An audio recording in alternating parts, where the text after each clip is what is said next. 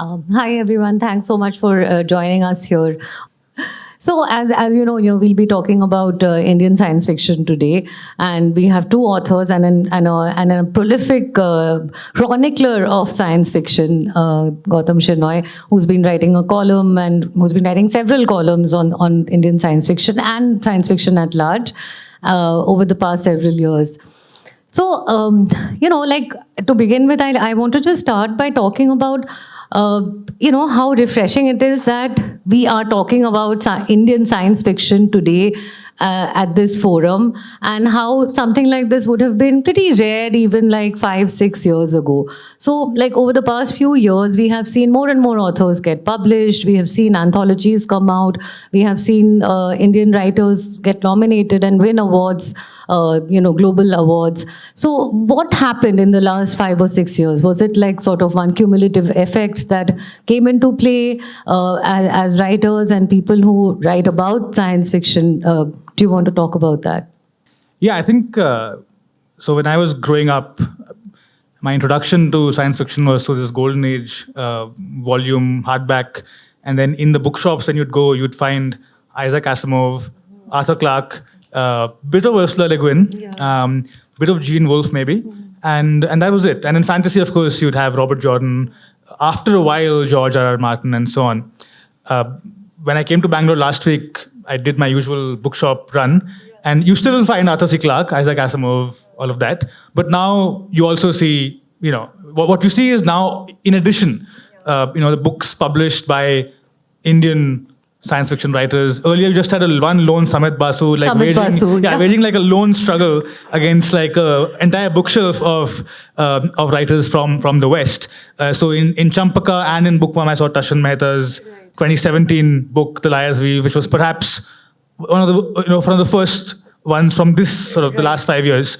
Lavanya's Analog Virtual was in Bookworm, and yeah, so I think that's changed, and I think it's changed a bit because I think like a generation of people who grew up on that science fiction, fell in love with it, and wanted to become writers, have now, in a sense, come of age and been writing.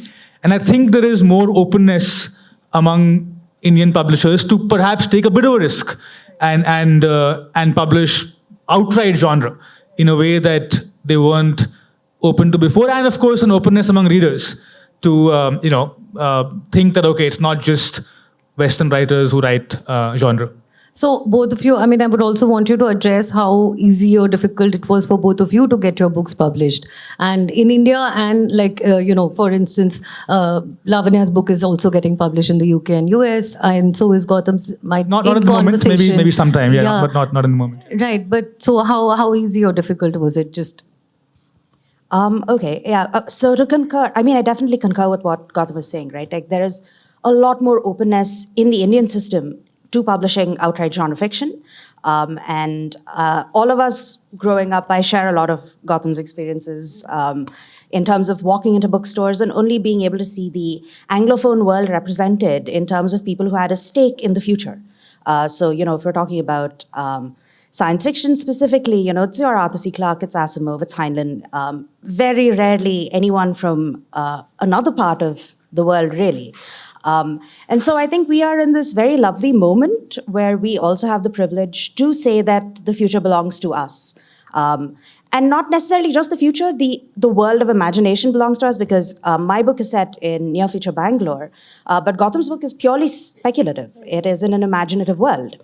And to see Indian publishers being willing to put those books out there and publish them under the gamut of speculative fiction, and specifically science fiction or fantasy, has been really exciting. In terms of getting my book published in India, it was honestly fairly straightforward in a manner that I was not expecting, considering the fact that it has heavy genre elements, a lot of technology, deals with near-future disparity. It was a much harder struggle in some ways to get that book across to the United States and to the UK, just because I think that space is opening up. It is not as open as it is right now. Having said that, things worked out fine, for which I'm very grateful. Yeah, things have changed in the last 5 years. It's not that, Indians were not writing imaginative fiction earlier. It's just that we've now sort of hit some sort of a critical mass. There's some sort of momentum going. And that's also because the world is sort of opened up. And while I would commend Gautam and this thing for putting out such great books in genre, because in India, publishing works a little differently, right? In the West, for example, and when I say the West, and basically US, UK, these are the two major markets. Like you have genre imprints, like you have a Tor or you have an Orbit, right? Not in India, not in India. Here, where the same editor is editing a children's book, will edit this thing. So and it's the same publisher. So in that, to get it published, I mean, I think it's commendable from them, the efforts that they put, and the publishers. And I would also give a lot of credit to our Indian readers as well, right? Because till the early 2000s, you could say, and I speak as a reader, and my fellow readers as well, amongst many of them, there was this whole feeling of sort of ghar ki murgi dal barabar, right? Because I personally know a lot of people who would say, I don't read Indian authors, right? But that acceptance has grown even in the readers as well. And that's something that the publishers have sort of picked up on, right? So, I mean, you look at movies that are happening, right? Almost all of them are sci-fi. I mean, including superhero movies, right? Brahmastra. That belongs to a subgenre, separate genre, which I actually call mythsploitation. Yeah, I'm going to come to that. That is one of my questions. Do not speak about it right now. No, you brought it up. You brought it up. So that's where it's happening. And we're lucky that we have people like Indra Pramit Das, right? Like Tashan Mehta, like Samit Basu, right? Like Gautam, like Lavanya, whose books are really up to global standards. Not just, they're good among Indian books, right? They can rightfully take their place in world SF, right? Because while they're rooted in India, right? And that's how I sort of define Indian science fiction, right? Written by Indians, people with Indian passport holders, right? But can take on the best of SF in the world. I mean, there's a reason why Gautam was nominated for the Astounding Best Writer, right? She's been nominated for Nebula. And these are global awards, right? So as much as I'm happy that these books are coming out and readers are reading it, I'm also happy to see all of them, going neck to neck, head to head at the Nebulas and at the Hugos, right? Which is only going to increase the readership. And one thing I would like to say is, while they're rooted in India and it's set in Bangalore, there's a certain universality to them, to all these books, right? It's not like, and I've heard this from a few Indian authors, and this sentiment has been echoed even in non-Anglophone, like African writers have echoed this sentiment, Southeast Asian authors have echoed this sentiment that, okay, for some publishers, it's not Indian enough, right? And then for some publishers, it's too Indian. It's too Indian.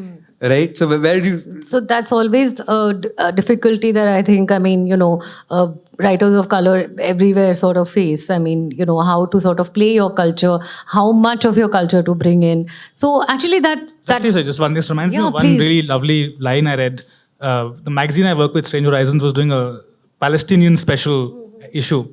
And what one of the people pointed out in their essay was that they want to be a Palestinian who writes about Deep Space Nine, Star Trek, not a Palestinian who wants to write about Palestine in their science fiction, but they want, just like American science fiction writers can write in universals, so should non-American science fiction writers, address universal themes. Absolutely, yeah. And that actually sort of brings me to my, we were talking about this earlier as well, right? The centering of a story, locating a story in a certain milieu or in a certain culture. I mean, for the longest time, it was cool and important things always happened in the US, right? Aliens always landed in New York. And while Indians are busy praying in front of the Taj Mahal. Yes, Indians are always busy praying in front of the Taj Taj Mahal, of course. And like when an asteroid is about to hit the Earth, it's only like, yeah. But I remember this one. I think even Ray was aware of this because in his short story Bonku Babu Bondu, the alien, which has that whole story about ET and everything. There's a line which says that somebody says that why would aliens land here in like this Birbhum or something, whatever? Wouldn't they land in like London or Paris or whatever? So that absurdity of that is actually like for the longest time it was true. So how are you guys breaking that? I mean, when you locate your stories, okay, in Gautam's case, it is an imagined world, but I think it's a world that is, I mean, having read your book, I know it is a world that culturally is very rooted in the subcontinental sort of culture and milieu. And Lavanya's book, of course, is set in Bangalore. How do you sort of, make that leap of imagination? What we were talking about earlier, the fact that sometimes your books are not Indian enough and sometimes they are way too Indian.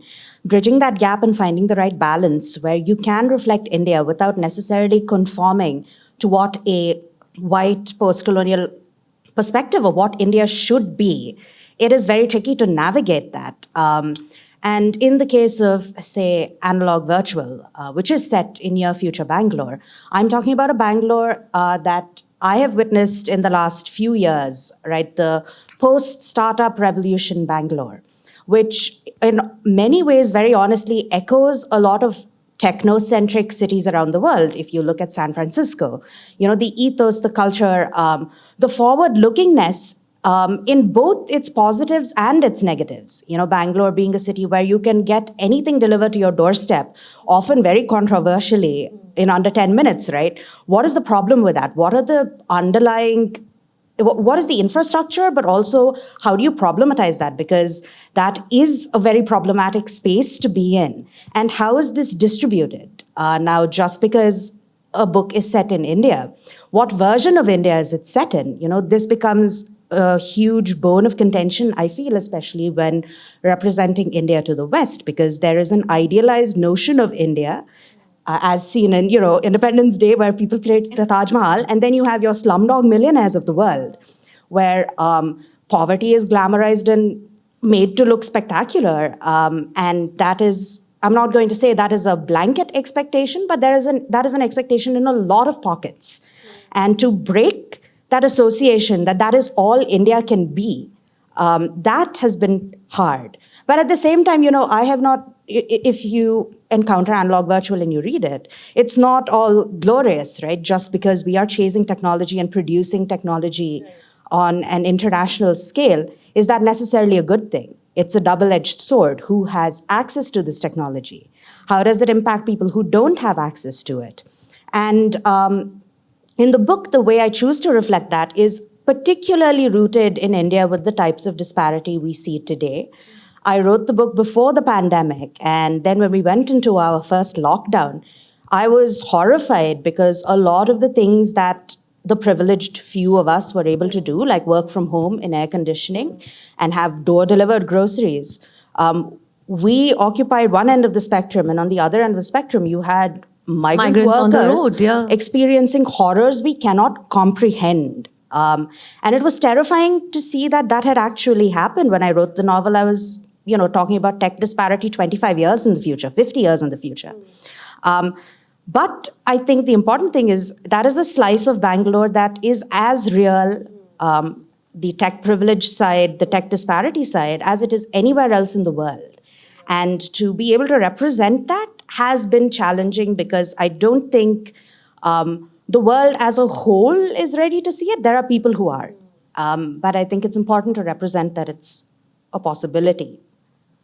I think to approach this from a complementary angle, I think one book that does this really well, this sense of being an Indian sort of work of speculative fiction in a global world is Salman Rushdie's Harun and the Sea of Stories, which is never marketed as genre because reasons, but it is genre. Like it is a cross between fantasy and science fiction. Yeah. And Harun and the Sea of Stories has every trope, every classic trope of the classic fantasy novels, and also has the highway jingles you see on the highways leading up to Kashmir.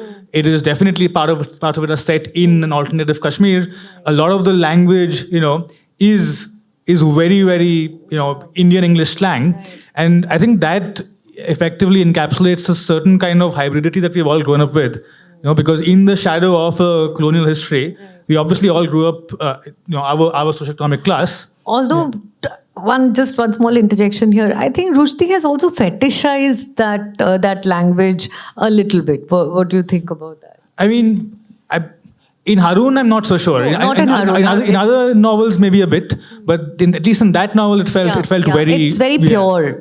Yeah, and I think that so all of us have grown up, in the shadow of that colonial history, where the access to our books, has been of a certain kind. And so on the one hand, we have that influence that really, shapes us. And on the other hand, all of us grow up with Ramayana and Mahabharata references just as part of, the background atmosphere. It just seeps in by osmosis. Whether we actually engage with the epics or not, it's all there in our culture, in a very sort of Edward Saidin sense. And this is actually something that Teju Cole said very beautifully when he was writing an essay on James Baldwin, when he said that as a black person, when he looks at the cathedral at Chartres or at Rome or in Europe, or a Beethoven symphony, it is both his and not his, but he's not going to disclaim it. Right? So you are shaped by that. Its history may have been violent, but now we are shaped by that, and also by what we grow up around. And I think that one thing for me that marks out Indian SF is that you see that hybridity very clearly. You see influences just like a portmanteau from all over the place. Yeah, and I think that also lends itself that a certain edge, which kind of actually brings a lot of interestingness to the entire thing.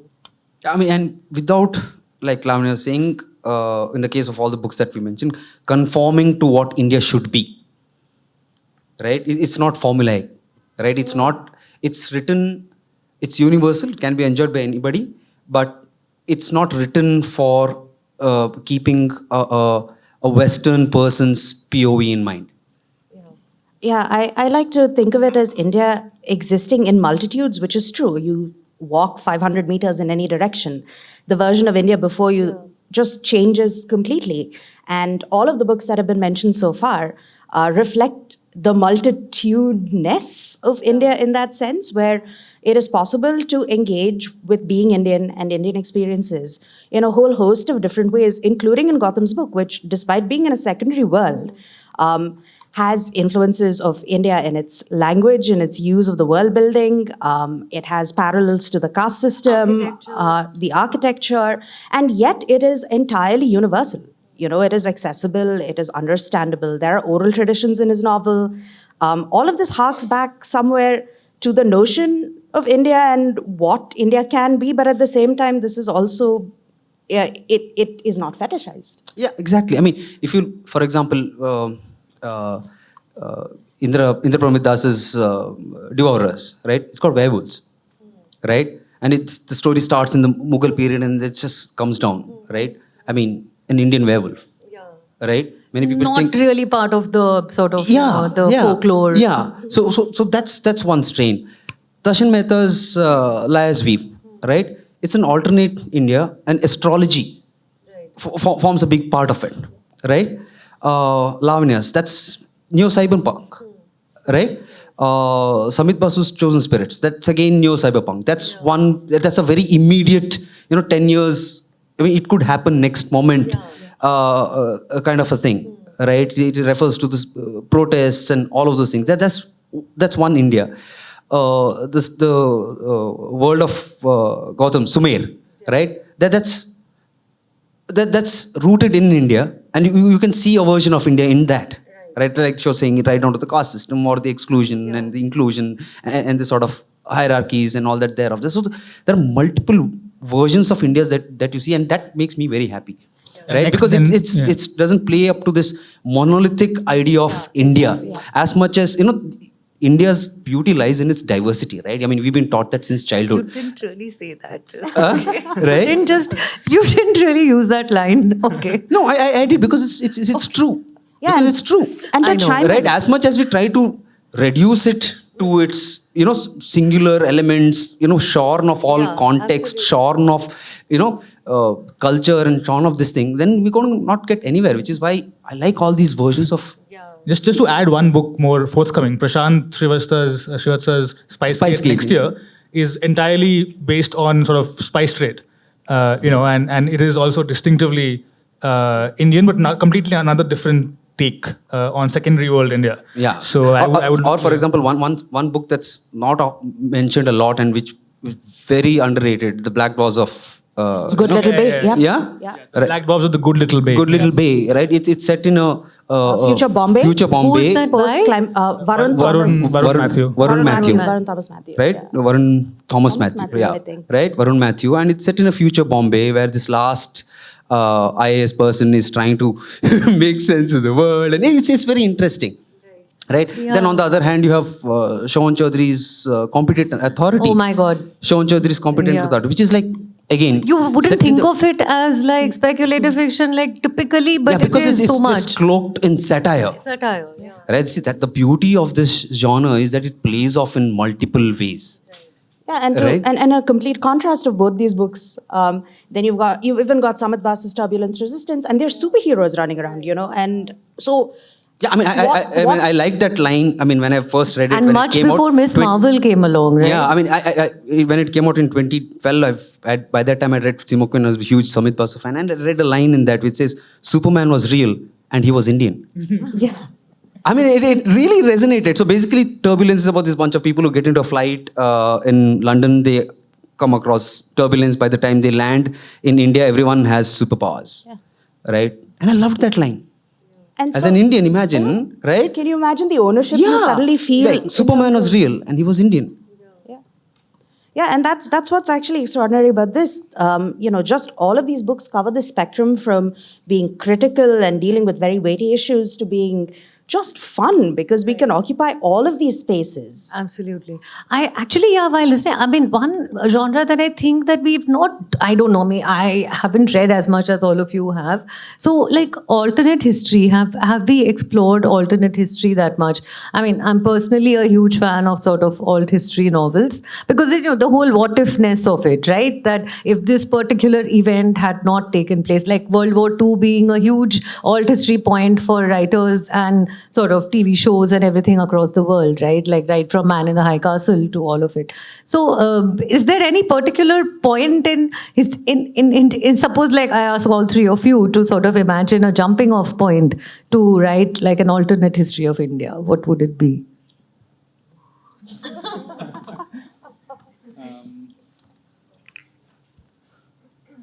I don't know. I mean, I think there are many very obvious ones. 1857 is sort of the most obvious one. 1857. I was just thinking. Of course, like 47 is one common one. The one I would pick would be actually around 1905, when in the same house in London was born both the future Communist Party and the future RSS, because both Savarkar and Chattopadhyay were in the same house at the same time, and both were plotting together to overthrow the British. One of them went on to become one of the founders of the communist movement in India. And one of them, of course, became the RSS founder. So that historical moment where in the same house was born, both the RSS and Indian communism, that would be an interesting jumping off point, what if, yeah. But what would happen then? Like, would one die or something? Maybe they'd come together. I don't know. Like, it's just hard to say, yeah. But it's an interesting point of history. Any of you care to take a... No, there's one too many points. If I say, then you'll ask what happens next. I don't want to get into it. Yeah, but yes, you're right in that alternate India has not been explored. I mean, there's one stray Jayant Narlikar story, right, where the Marathas win the Battle of Panipat and all of those things. But there have been others written by foreigners, like Peshawar Lancers and all that, for example. But Indians writing alternate this thing, I would, as a reader, like to read it too. Interesting. Lavanya, do you have any thoughts on this, or should we move on? Gautam's ideas are fantastic, and like I would love to jump on board any of these. Hey, do you want to collaborate? But I think 1947, some of the events and post-independence, especially because I'm so rooted in Bangalore, Hyderabad, and I'm Tamilian, so I have Tamil roots. Exploring what if the south of India had not all unified with the greater nation of India, right? Like the Nizam had held out and Hyderabad had stayed a princely state, and the Dravidian secessionists had succeeded. What would that play out like? It's just interesting to consider. Yeah, I think that's a great. I mean, there are people who still dream about it, like establishing USDR and everything. But yeah, I mean, I think that would be really interesting to read. So when we talk about sort of Indian science fiction today, the themes that are emerging, what do you guys? I mean, in your own work and Shenoy, I'm sure you also writing one maybe or should. I do not have the discipline to write. I will not write one.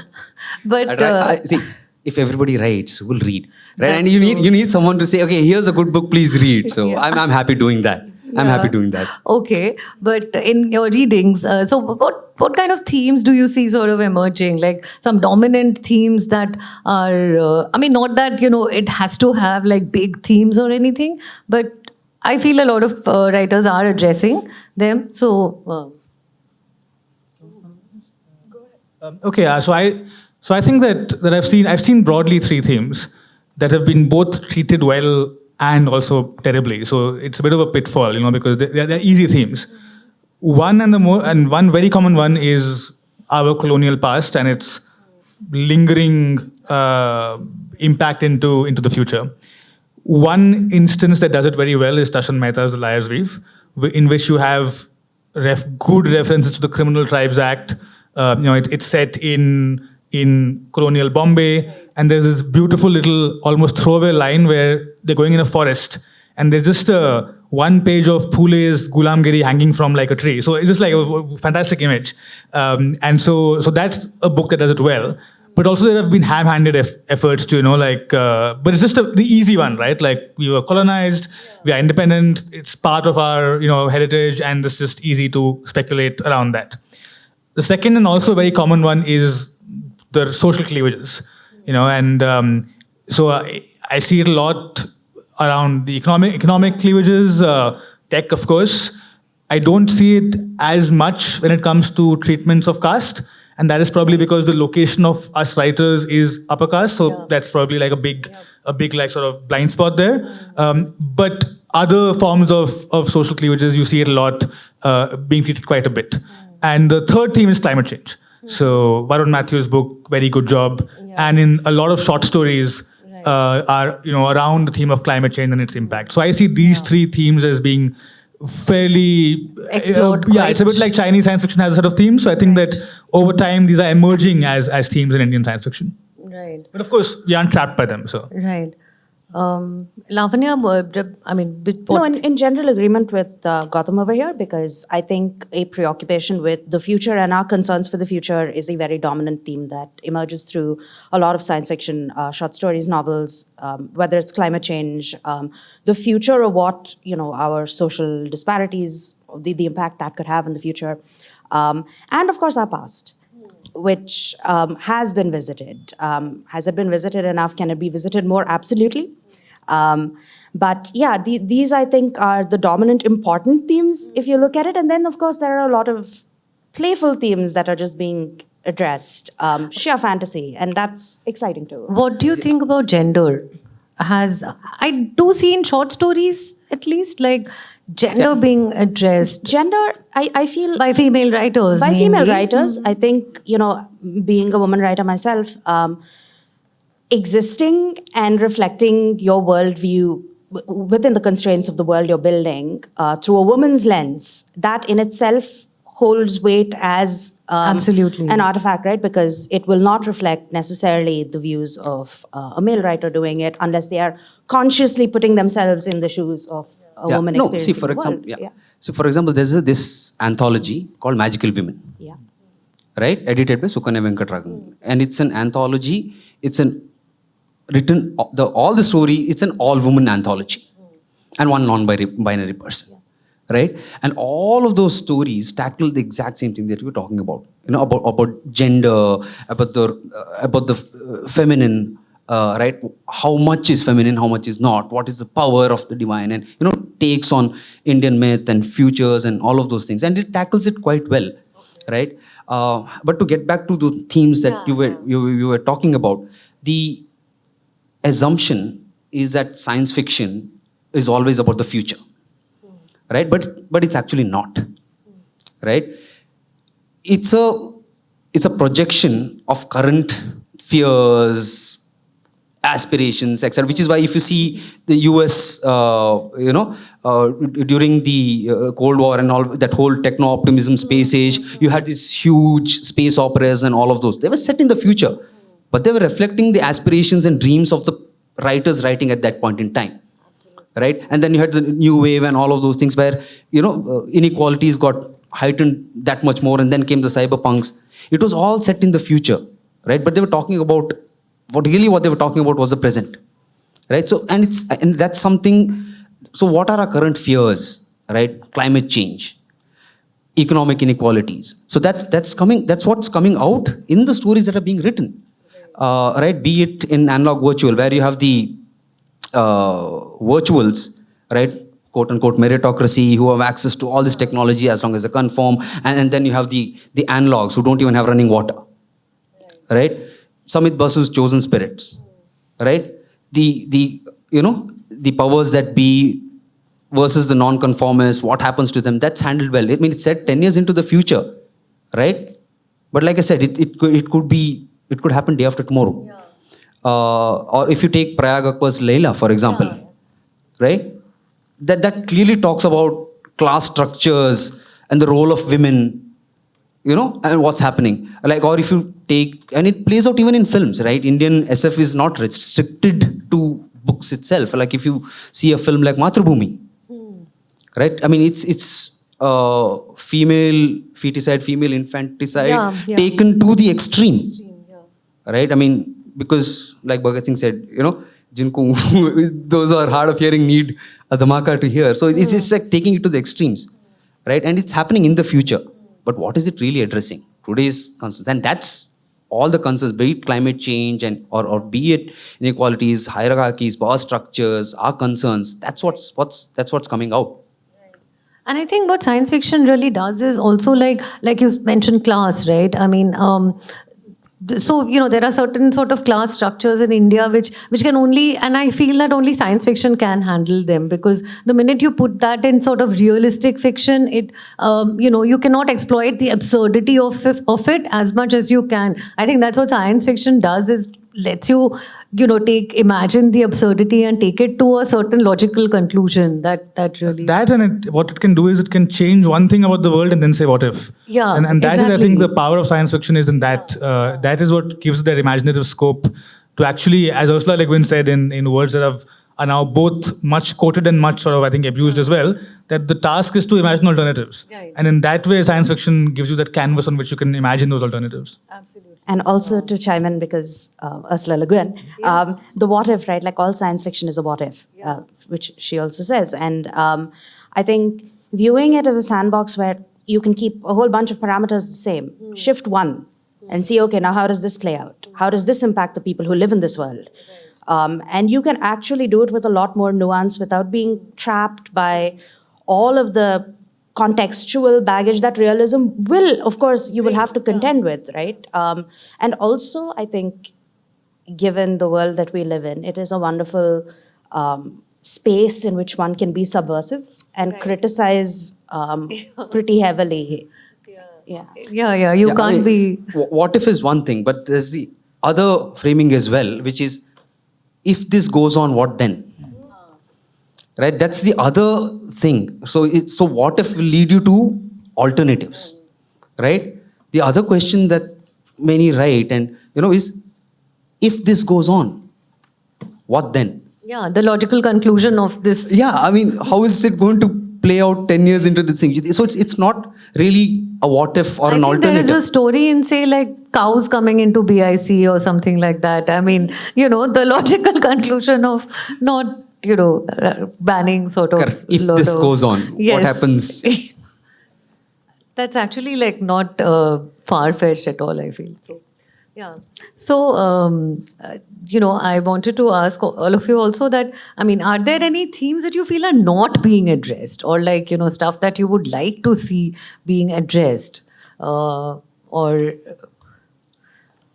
I mean, I'd love to see Indian like space opera. Right, First absolutely. Contact. All these things that Yeah. are just they just tackle those really really huge themes that presently writers like Adrian Tchaikovsky and Alistair Reynolds do so well. I just love to see, and I don't mean like Mahabharata in space, like not that kind of stuff, right? But actually, no reference, none whatsoever. But tackling those kinds of themes Right, so something like Arkady Martin's recent a memory called Empire and A Memory Desolation Called called Peace, Empire, yeah. right? So books of that kind. Yeah. I think we'll see them soon, but Right. we still have to get to the point where I think we feel comfortable, confident on enough. that canvas, that scope, that scale. Yeah. Right.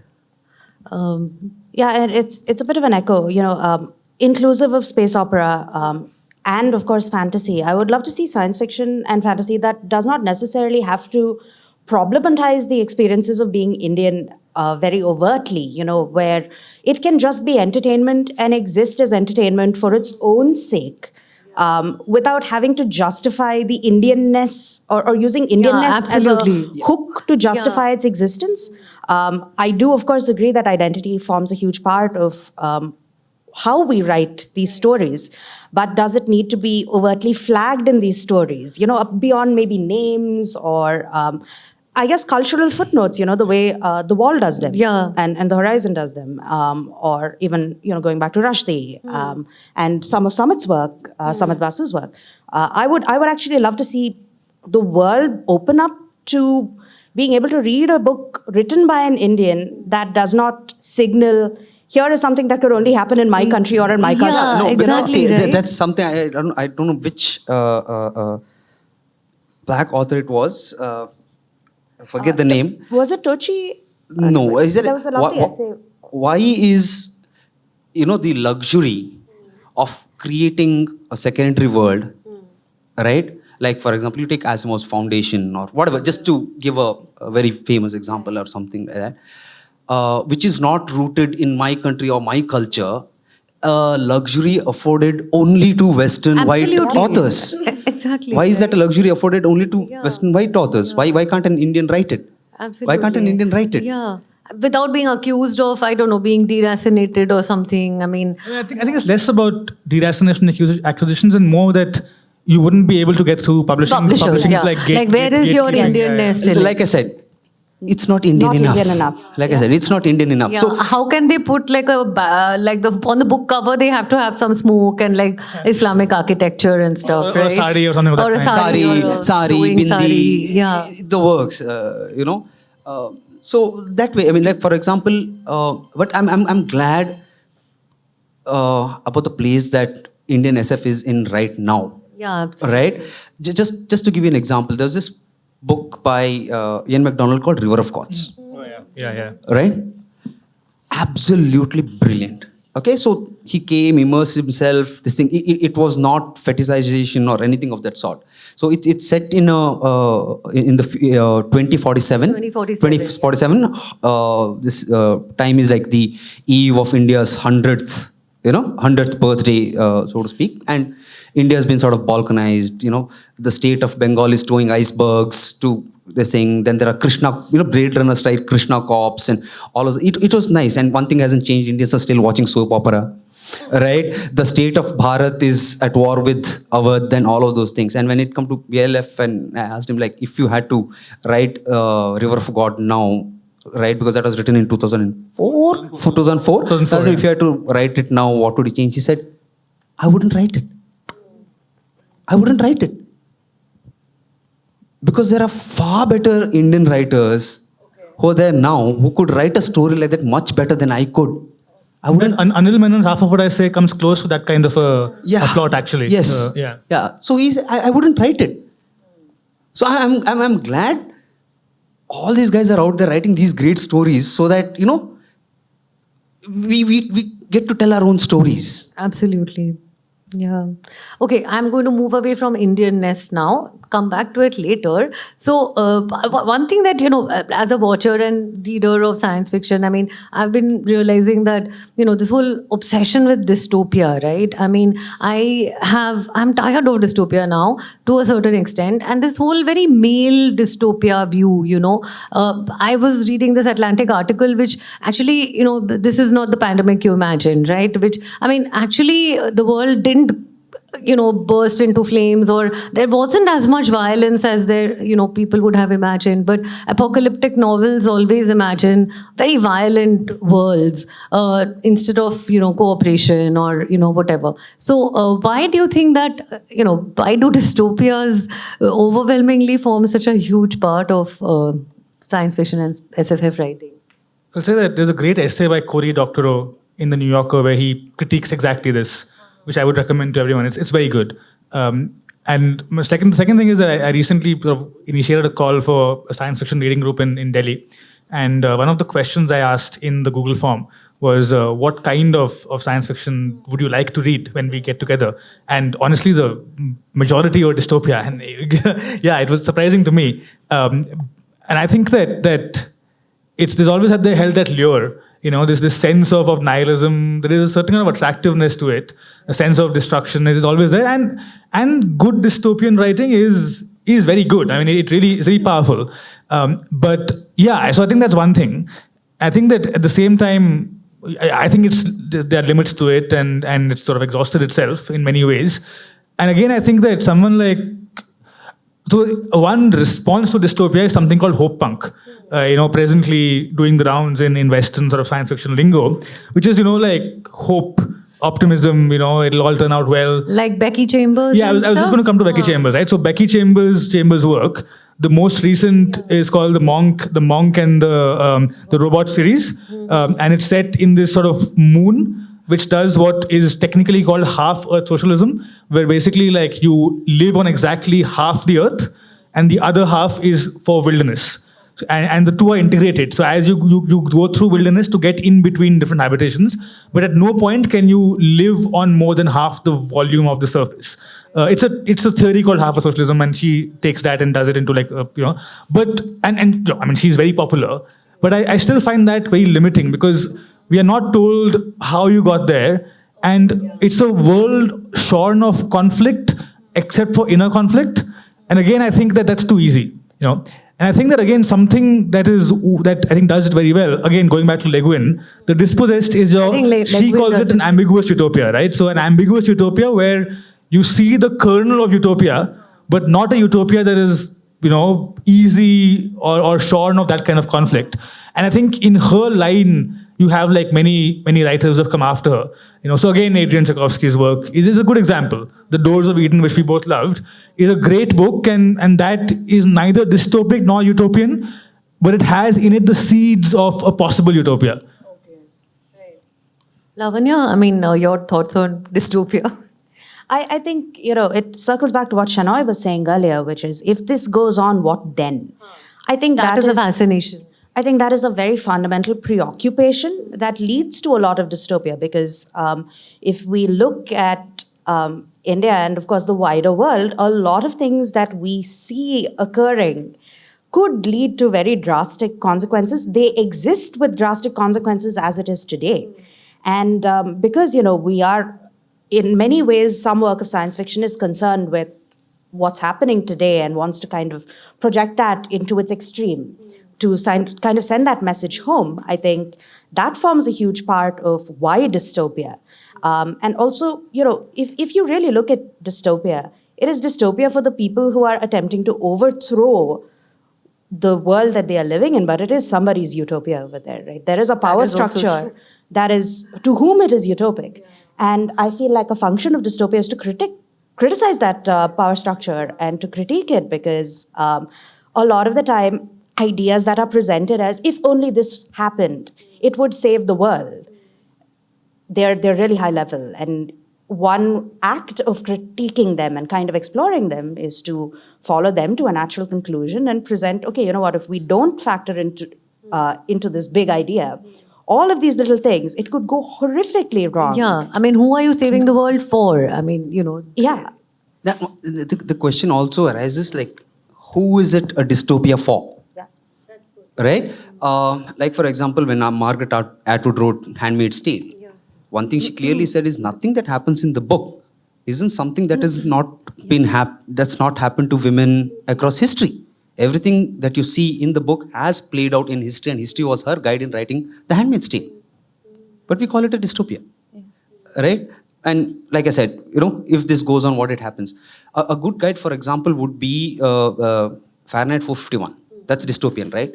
So when Ray Bradbury was asked, why are you predicting books are going to be burned. a dystopia, books are burning and all of those things, and all they said, hello, I was not predicting, I was trying to prevent it. Right? So that's where dystopias have a place, right? No, of course they have so a you're saying place. I was trying to prevent it. If we don't cut off our obsession with television or social media and all of those things, and this whole anti-intellectualism, this is where we will And end up. offense-taking and- So I was trying to prevent it. This whole outraging, if you don't stop or you don't put a thing, this is the society that we will end up with. So I was trying to warn people with this book. So dystopias do have their No, space. of course but they it- do. But And that William Gibson line, right? The future is future's here, it's just unevenly distributed. unevenly distributed. But just to compliment what Lavanya said, I think one great book that is a classic it actually very starkly shows dystopia for some and utopia for others is Philip K. Dick's The Penultimate Truth. Because there the premise is that you've basically conned most of the world into believing that the surface is completely scarred by nuclear radiation. So they all live underground in the belief that if they step outside, they will die in a painful death. But above ground, it's totally fine. And you have like a few people living in huge estates. And so that's like dystopia for, and utopia. Yeah, I think he does that very well, and he does generally everything very well. But that book's good. Yeah. or in analog virtual for the conformists, for the virtuals who are conformist and happy, because they've been brainwashed in childhood that this is the only right way and this is the way to do. If you ask them, they are living in a utopia. No, of course, but also like from the point of view of the reader, we are asked to identify with the people for whom it is a dystopia, right? So our point of view is of, people living the dystopia. I mean, as much as I appreciate that point that it is, of course, utopia for some within the scope of the novel itself. I think we just have time for one more question going around, and then we can throw it open to the audience, and I'm sure people have questions. So, coming to Brahmastra. You were just I was waiting. You were just saving- I was waiting, saving it. when is it going to be the last question? And I'm going to bring that back. Yeah. So, I mean, so in Indian science fiction, sort of in what ways do mythology and speculative fiction sort of collide, given that, so mythology is more associated with fantasy in India, right? Like most sort of many fantasy novels have used mythology as sort of a jumping off point or borrowed stories from them. So, and also like, is there a tendency to somewhat look down upon mythology as not serious enough? Like, has it acquired this aura of, I don't know, slightly mediocre writing? Yeah, see, that's what I said. That falls under the ambit of what I call mythsploitation. I mean, like low-hanging fruit, right? Assembly line, you just write. It's like a beach read. Exactly, right? Like a beach Yeah. read. Basically, it means you read it on the beach and leave the book on the beach and go, right? And then you forget about it. But then there are ways in which Indian myth has been tackled quite well. Like, for example, one example that I go to is this anthology edited by Vandana Singh and Anil Menon called Breaking the Bow. All right. It's an anthology of short stories. I think about 20 stories, something, about characters and incidents in the Ramayana and reimagining them in a speculative way. Like, for example, and it's not just Indians who've written it. You have people like Lavi Tidar and all of that who've contributed. Like, for example, Lavi Tidar's story starts with this awesome line, and Brahma said, "Let us defrag." Right? And then you have a story which is told from Shurpanaka's point of view, right? And in the Pramit story, Sita and Rama are AI, right? So there is a nice, to do good it, way yeah. in which it can be done. Okay, just because it has, it's a jumping off point from myth or something doesn't mean that you can summarily dismiss it as being just another Ramayana remix, or or like he said, Mahabharata in space. Because I've read enough of those, and trust me, after a point it just gets boring, right? Gender swapped karna in space, and same thing that plays out happens in space. Instead of bows and arrows, they're fighting with ray like guns. Mahabharata with nuclear weapons, that sort of thing, right? That has been done a lot, I feel. So what do you guys, I mean, how would you use Indian mythology in your work, or is there scope for you to use it in any way, do you think? So personally, for me, Indian mythology, it's in the background, right? Because Gautam said this very early on in this conversation, how we happen to have just imbibed it as a product of living and growing up in India. And certainly it evokes a sense of the epic, it delivers a sense of the epic and an appreciation for the same, but it is very much in the background. I don't believe I would actually actively utilize it, at least not in a straightforward conventional way, like Rama and Sita being AI, that's kind of up my alley. But having said that, I think, for me personally, I would engage with Indian mythology retellings that offer a critical perspective on these myths, right? There is a lot in these myths that does not hold relevance in the present day and needs to be criticized. And the trouble is, it is very dicey to criticize that in the climate we live in. And, it's dangerous territory, especially if you happen to write and live out of India. And so I would not touch that with a 10-foot pole. I mean, I wouldn't go there at all. And my interest personally is in creating the kind of science fiction I was talking about earlier.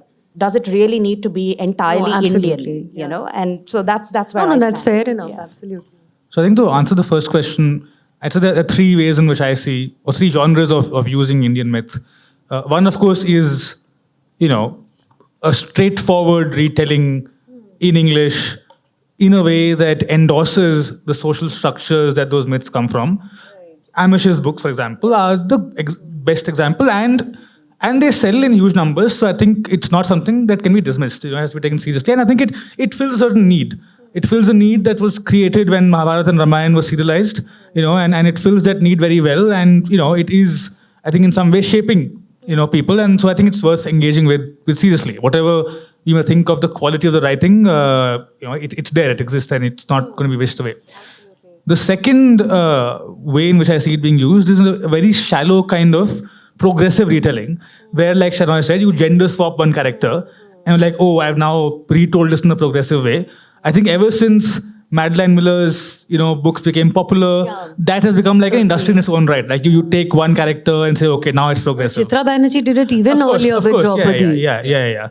And I think the third one, and this is the one I really like, is that I think it's worth remembering that we have a long tradition of subversive engagement with the myths. Mahashweta Devi is after Kurukshetra. Right? 3 short stories that examine the aftermath of the Mahabharata from the perspectives of the characters who were completely marginalized, like the women in the House of Lac and all of that. It's brilliant. Dinkar's Rashmi Rathi, is completely, castigates the Pandavas so well. It's one of my favorite, poems ever. So I think we have a long tradition of that, and let's not also forget that we've had that long and brilliant tradition. As far as how I use it, so I think that, again, it's just that it's this big well you can just dip into. So, for example, you have the Western story of Icarus, right? Icarus flies too close to the sun, wings are burnt. In India, you have Jatayu's story, right? It's similar, but I think even more powerful.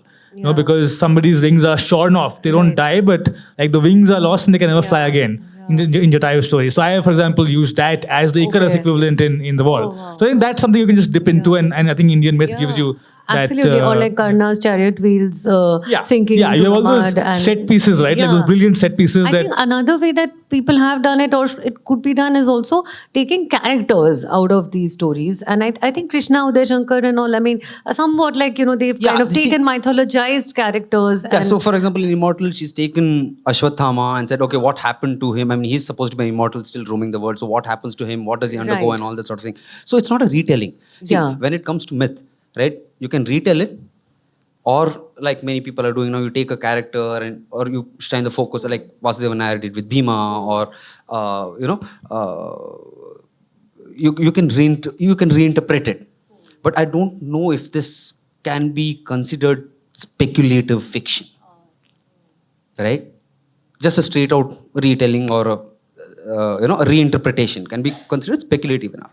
Whereas when in a secondary world he brings in the story of Jatayu, so there is a multiple. It has a context in a different world, right? There's something new that's been brought into the story. The context has been reimagined, right? So that's when it becomes speculative, Really which is why interesting. I go back to Breaking the Bow, right? Because there the context is reimagined, right?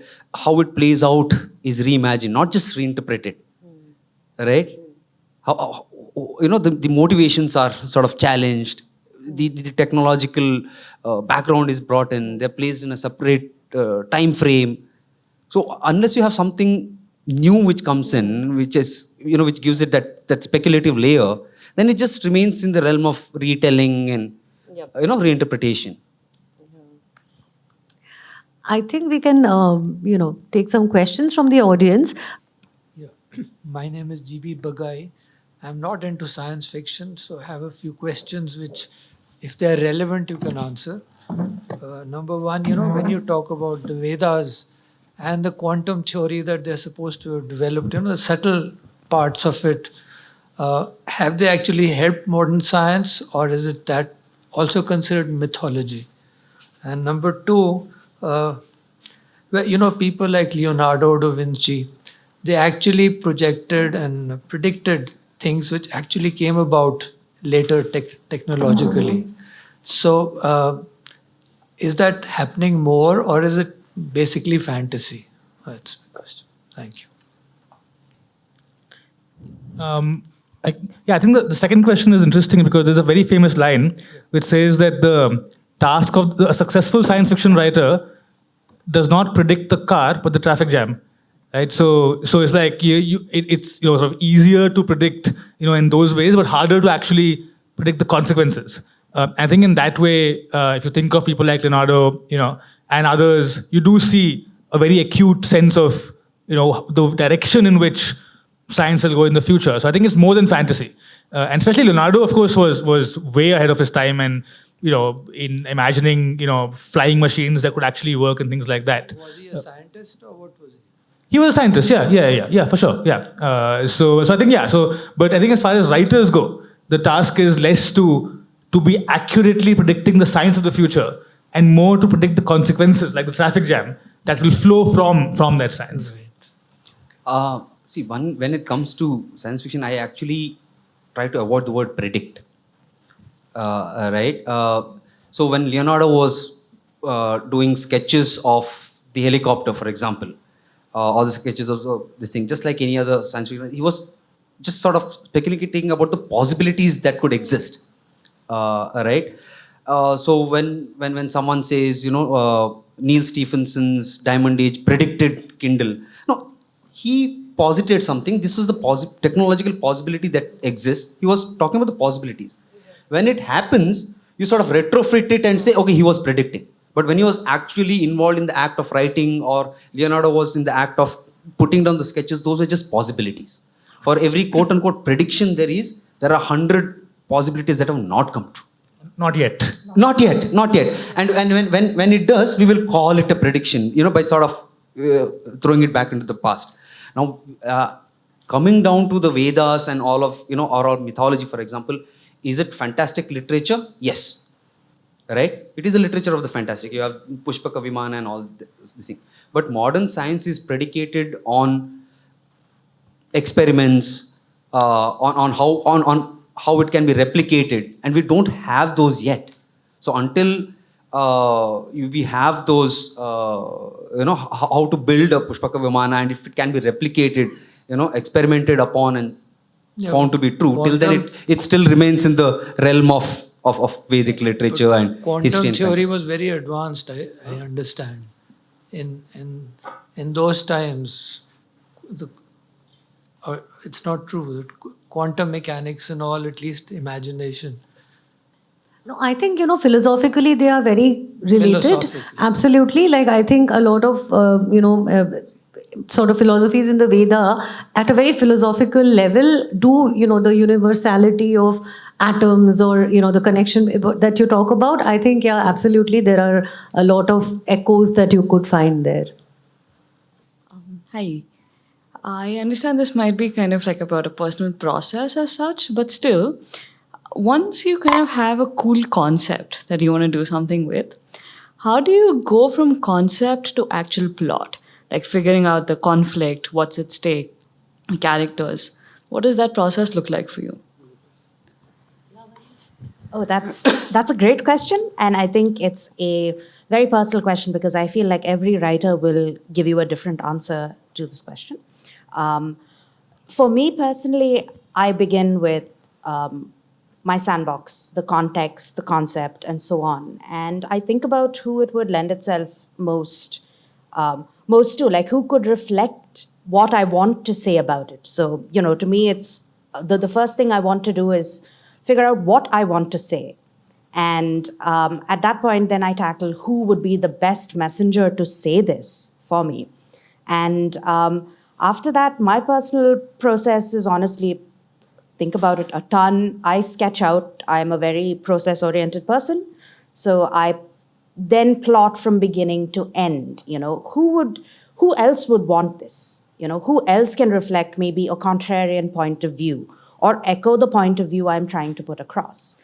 And of course, keep in mind that this is if I'm trying to put a message across, if I'm attempting to be somewhat didactic or reflect something that I'm uncomfortable with seeing in the world and project that into the future. If it's straight up entertainment that I'm attempting to do, outlining is its whole beast. There are fantastic books and processes that can help figure out, how to go about this process. So looking into that a little might help. For me, I draft beginning to end. So before I start writing a word, I usually know how I intend a book or a story to begin and to end. Of course, things evolve when I'm writing. It's never set in stone. But having a sort of guideline to how this journey is going to happen, how it's going to be paced, that helps me. But again, this is my process. There are amazing writers who make it all up on the go as they go. So I think it's a bit of trial and error to figure out what works best for you. And it could even change project to project. May I just add on to that?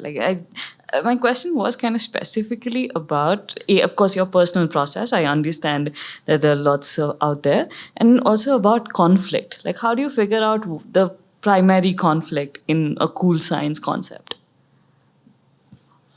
Ooh, okay. So for me, at least, again, I feel like this could differ. Specific to science, specific to near future science, I look at what's going on in the world around me, right? Like, what are the grand narratives of the debates that are most pressing right now? Who would be most affected if, let's say, a certain type of technology were to come to the fore, or a certain type of system? How would they be most affected, right? Who is effecting this change upon them? What is their dynamic in this world? That honestly throws up a lot of different conflict. If the conflict is internal, then looking at, let's say I have a character and I know what their goal is. They want to achieve, let's say, ultimate career success and access to endless technology. What are the obstacles that get in their way? Why do they get in their way? That creates a lot of internal conflict for them. Makes sense. I think in rhetoric, there's this idea of the principle of charity where if you are engaging in, say, a debate, you give the opponent's argument its best form and then address that. And I think a lot of actual writing conflict follows that trajectory. So if your protagonist has certain desires or wants to get somewhere or do something, then you ask yourself, what are the best possible arguments against that? And you give those to the antagonists. I'm of course simplifying it a lot.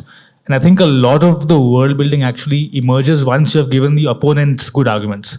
that's when like the conflict really sharpened and the world sort of unfolds around that. So that's at least something that I found works well. It was very insightful. Thank you. Shrabonti, just before the next question, just to answer your this thing of invasion envy. Like, why are the aliens always going to New York or blowing up the Eiffel Tower and all? This is a book by Sami Ahmad Khan called Aliens in Delhi. That's basically what it is. Aliens in Delhi. They decide to attack Delhi. And instead of the US president, it's the Indian prime minister calling for a war room and all of those things. And there's this secret satellite which carries a secret payload and proper sci-fi action thriller. Yeah, that's there. So my question is, how does it change being in India? Huh? How does the narrative, how does, Oh, yeah. are they tripped up by potholes or like something? Yeah. The quintessential Indian red tapeism. Right, of course. That's as Indian as it gets, Indian bureaucracy. Like, this is great thing the Brits left us. So that's played out, and the little social dynamics of amongst the people are played out, and that could only be Indian, right? And it could only be Delhi. That's the interesting part. Right? But and on the other hand, like you're saying, space opera. I mean, there's this book by Kumar L. Called Earth to Centauri. I mean, it's self-published. Could have definitely done with a writer and some chipping and everything. But it's all about an expedition to Centauri and first contact. It's worth reading. It's good fun. It's good fun. It's just that it's self-published, so it didn't get any too much attention, or there wasn't too much PR done or whatever. I mean, so yeah. If you go around looking, there are these little stray examples, but that's what I mean. It's many of them are like winking at a girl in the dark, like only you know you've done it. No, and you've been like chronicling many of these, and for which I think I think it's like something it's really good. Any questions? Hi, I'm Suchitra. I've started my journey as a speculative fiction writer. I've had a couple of stories published, but as a self-taught writer based in India, what I see is there are writing communities internationally that are very, very, they're very well established, and whether it's Clarion West or Odyssey, those kinds of places, but they're also expensive, tough to get into. And I love the work you do with Strange Horizons, Gautam. So I was wondering is there a community here of speculative fiction writers? I really feel the need for one. And secondly, in terms of the kind of stories, what according to you is Indian speculative fiction in terms of themes, in terms of aesthetic? Is there because I do feel that a lot of the stories I send out, I feel like they do not pass muster with Western audience and a Western editor. And so and it also is a little isolating to try and figure out how to dismantle that or how to demystify it at least. So do you have any advice on that? Thanks. Yeah, I mean, these are like two really, really good questions. As far as the first question goes, is there a community? So a community has to be built around infrastructure, right? So the reason why that community exists in the US is, as you said, there's Clarion West and Odyssey as writing workshops. You have WorldCon that pretty much every year, despite the claims to being WorldCon, is somewhere in the US. Sometimes they shift it to Edinburgh, but it's mainly in the US, or Helsinki. And apart from that, they have like this time, for example, World Fantasy was in New Orleans last night, in fact. And they have various Future Con not Future Con, Future Foundry or something. So they have all these events. And at these events, you have agents, you have like editors. So you need the infrastructure, and they have magazines, right? So you need to coalesce around that. We don't have that yet. So what we do have right now is sort of isolated groups of writers who find each other through, like we did through the internet, basically, through Twitter and stuff, and then just start talking, and so I think that if you, so I think one thing that if you just look around social media and so on, I think we are all, in that sense, the community, because it's so small. And as Samit Basu always says, we haven't yet had time to start feuds, So right now everyone's nice to each other. right? So maybe that will change in the future, but right now everyone's nice. And so I think if you just like come along and just like start talking to people, they'll be welcoming. So for example, when we just had got to know each other, there's Lavanya, me, there's Prashant, whose book is coming out next year, a guy called Pritesh. We just began a WhatsApp group called the Musketeers, right? And we just chat, we rant about our rejections, we just slam, agents where we can't say it publicly, and stuff. And that really helps. So I think and that's sort of organic. So that I think is still easy to find, and you'll find it online.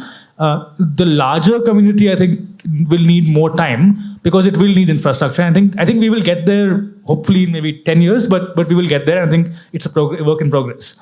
The second question, yeah, so, I think that, and I define Indian specfic as specfic written by an Indian. It's just a very simple definition, and there's no right or wrong way of doing it. There are 10,000 different aesthetics. As long as, it's an Indian doing it, it's Indian specfic. As far as submissions to magazines go, yes, you're right, because the person reading the magazine always has their sense of what is Indian aesthetic. And one thing I've often seen is a friend of mine called Chaitanya, who submits short stories that are really grounded, in Indian myth and so on. A lot of the feedback actually that he gets is basically based on a lack of context that the editor has. So you assume, because you don't want to obviously dumb it down, so you assume a certain community of knowledge that exists, that that certain references will be taken for granted, and you don't need to explain them. But then for those people, they're not. But if you explain them, it will become sort of, again, explaining India to the world, and you don't want to do that. So that's a problem. And I think, again, for me at least, it's a question of finding your own balance where you write in a way that you don't feel embarrassed about, and also find the balance where, they also get it, because ultimately the locus of power is still in the West. So I think, and that's, just a function of practice and a lot of rejections before, you find that balance where you can do it. Many Black African writers do it very well. So Tate Thompson's Rosewater series, right, makes no concessions to the West and is successful. One book that does it very well is Sui Davies's David Mogo God Hunter. This is set, David Mogo, as the name suggests, is people who hunt gods in Lagos. And it's set in Lagos, and the whole geography of Lagos is densely there. So it'll be some third bridge, the equivalent of, say, Cubbon Park, something's happening in Cubbon Park, something is happening in Rangashankara, and so on. And he doesn't explain it. So, you better sit with, a Wikipedia, entry of Lagos and cross-reference, and the book's done well. So I think it's possible, it just needs a bit of sort of persistence. Yeah. There have been stories in Clarksworth that have come out, which have been, for example, stories by Arula Ratnakar, which are very, she writes hard SF, and her science is neuroscience, right? Which is quite rooted in India, and she doesn't explain it or do an info dump on what it is. Or Amal Singh, when he writes, there are, R.D. Burman songs make an appearance in his stories, which the West has no reference to, but it still got published in Clarksworth. So it's just about finding, I guess, your space. So Yeah, Clarksworth, that way I've found, and Strange Horizons to be very sort of welcoming, without having you to sort of write with a Western gaze in mind. Yeah, and I would just chime in and say, figure out the stories you enjoy telling.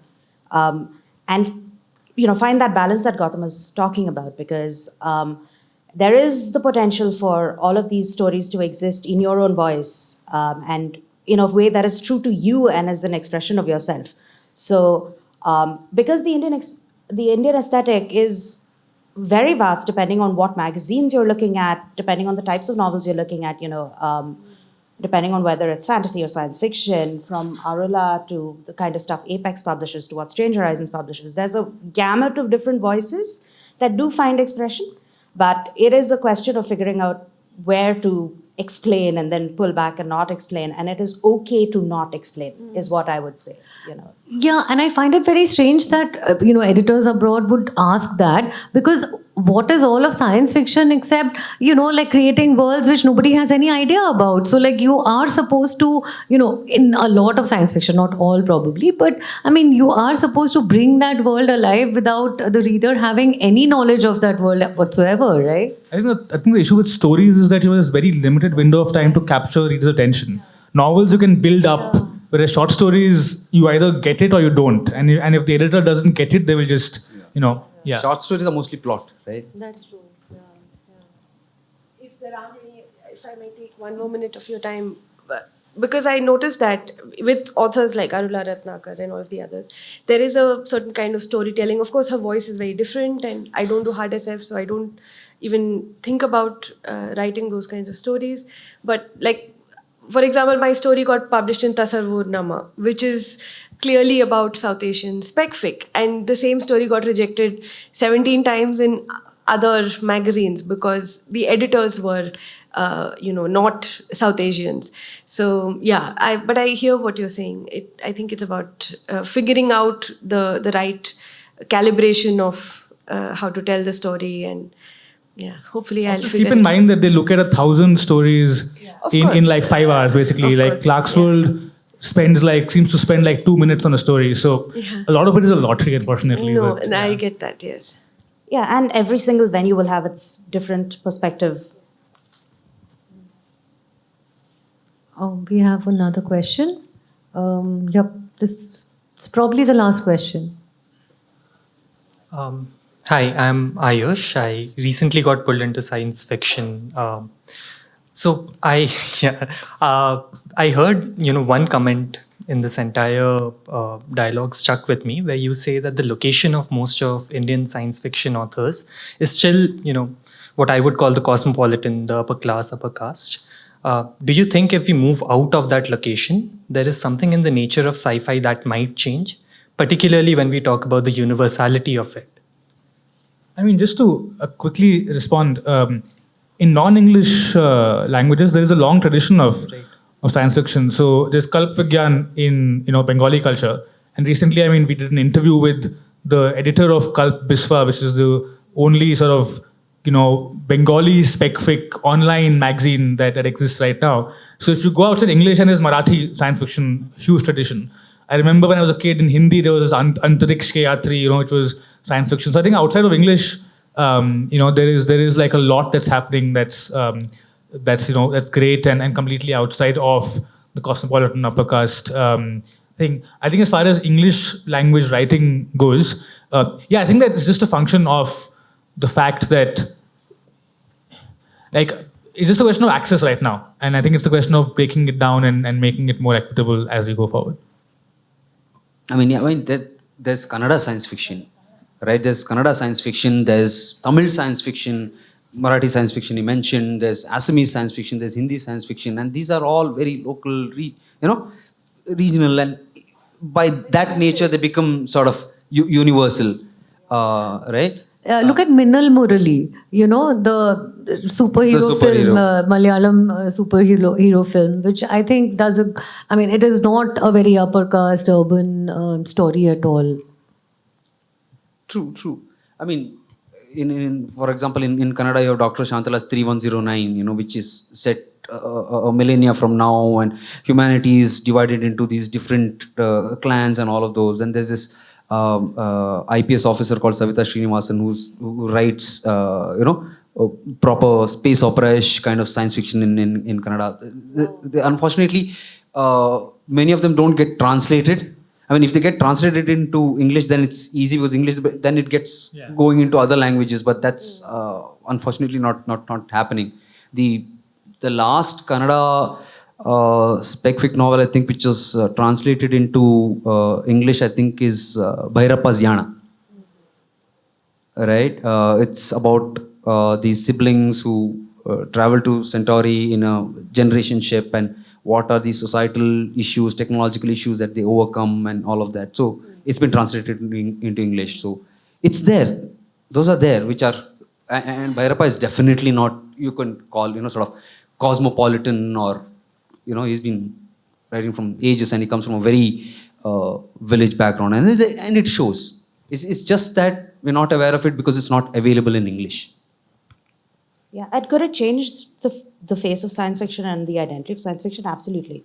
Because the minute you change the perspective, the headspace from which it is written, the language in which it is written, all of that influences the worldview that is presented.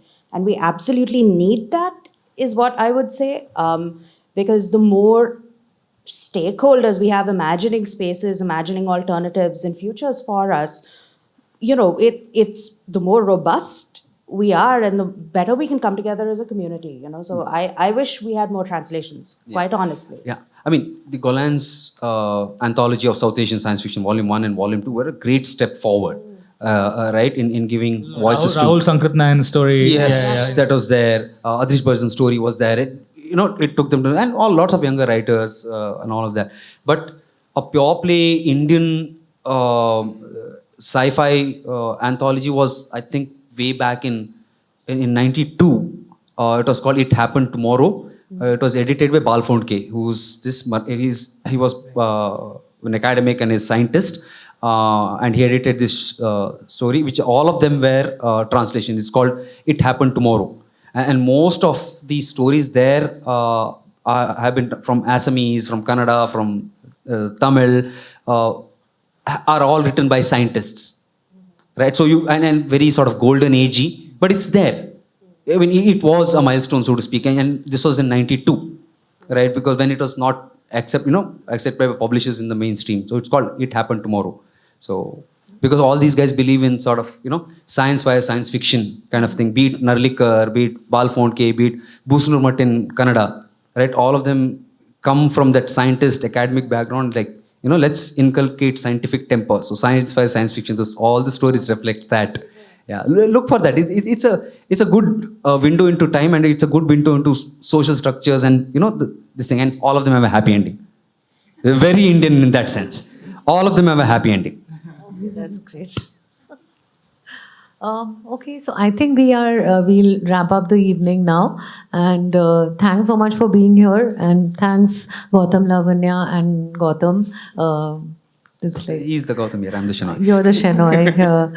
And for this amazing discussion, it was really fun and really interesting. Thank you. Thanks for moderating. Yeah. Thank you so much. Thank you for moderating. Thanks for you all. BSc for giving us an opportunity. Thank you all for coming down on a Monday evening and being such an attentive audience. Thank you. Thank you.